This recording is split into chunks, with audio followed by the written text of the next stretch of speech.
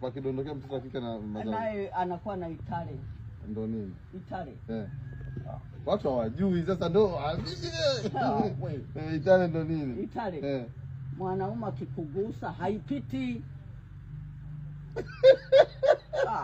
Si mnanitaka. Wapo watu hivyo. Wapo wanawake wa hivyo.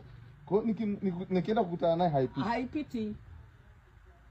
Anaitale sasa liangukiwa kitovu. Haipiti yani inafanya. Wewe mpumbavu sana.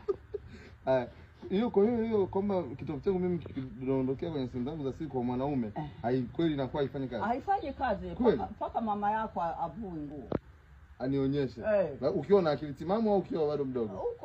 Ukibahatika kama wengine unaweza kupitiliza pako kakua mpaka wa mama yake ndo watu wa maji.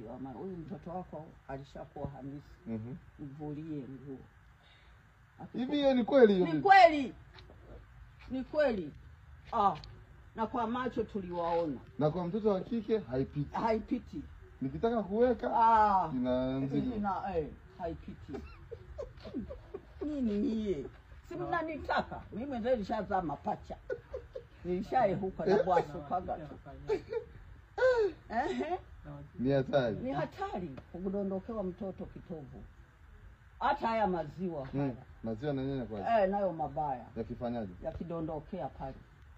Unamnyonyesha mtoto, waangalie maziwa yako mwenyewe yasimdondokee kwenye uchi. Yakidondoka mtoto ila penyewe pana dawa yake zipo za chenyewe. Kama ni maziwa. Dawa zipo za. Lakini kwa kitovu hamna dawa. Hamna dawa, dawa ni hiyo. Paka mtoto mama amvulie. Amvulie. Ni noma. Noma hiyo. Yuko baba umoja tulikuwa naye kule. Uko Masagara. Alikuwa anaitwa Juma Kanyonyi. Juma Kanyonyi huyo aliangukiwa na kitovu. Mama yake watu wakasema paka kakua bila kuoa, bila hawala. Ni mzima huyu. Wakamwambia huyo mbovu, panda dalini.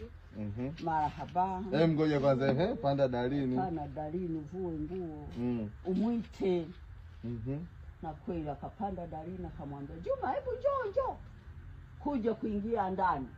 Akaangalia kwa mama yake, akapona na kupona.